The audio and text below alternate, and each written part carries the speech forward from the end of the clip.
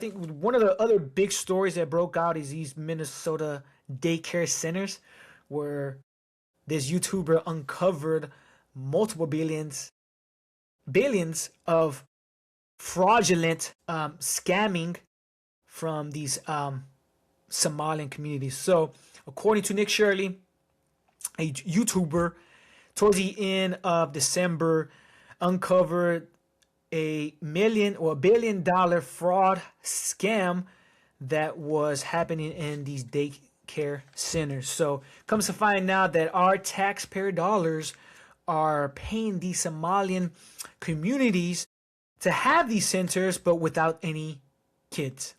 So him and some other gentlemen were able to uncover the truth behind that and the corruption that's going on in Minnesota.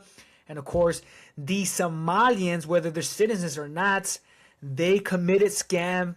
They taking our tax dollars to pay themselves and to send money back to Somalia on our tax dollars. So hopefully these people are put in prison. In particular, these politicians that were involved in this scam. Tim Watts announced that he's not going for re-election for governorship in Minnesota, which is he part of the fraudulent scheme? I believe so. I mean, he knew what's going on, what funds are being sent out to these departments, in particular in this state. But yeah, I think the number is $9 billion in fraudulent scamming. So we'll see. I mean, this has yeah, you know, whether you agree that Somalians should be held accountable, in my eyes, it's not even a race thing. It's anybody that was involved. And if it happens to be majority Somalians, then I think they should be put in jail. Or somehow, if they're not citizens, I think it's a good time for them to be sent back home. Because, you know, they're taking our hard-earned money, using it for themselves.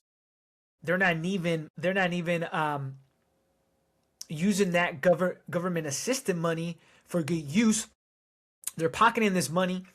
And yeah, on the dollars, on the tax dollars payroll, it's a big problem. So we'll see what happens. Are we gonna finally get politicians held liable? Because man, it's becoming clear that these politicians think they're above the law and that the law doesn't apply to them.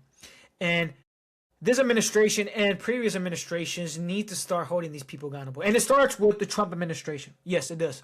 If there's people, bad actors, bad politicians in that circle, send them to jail, have them prosecuted because, you know, it seems like it doesn't apply to them because somehow they get away with it. The left or right find loopholes. They get a pre-pardon, like Biden pre-pardoned his son, Anthony Fauci, those people that were on the January 6th committee.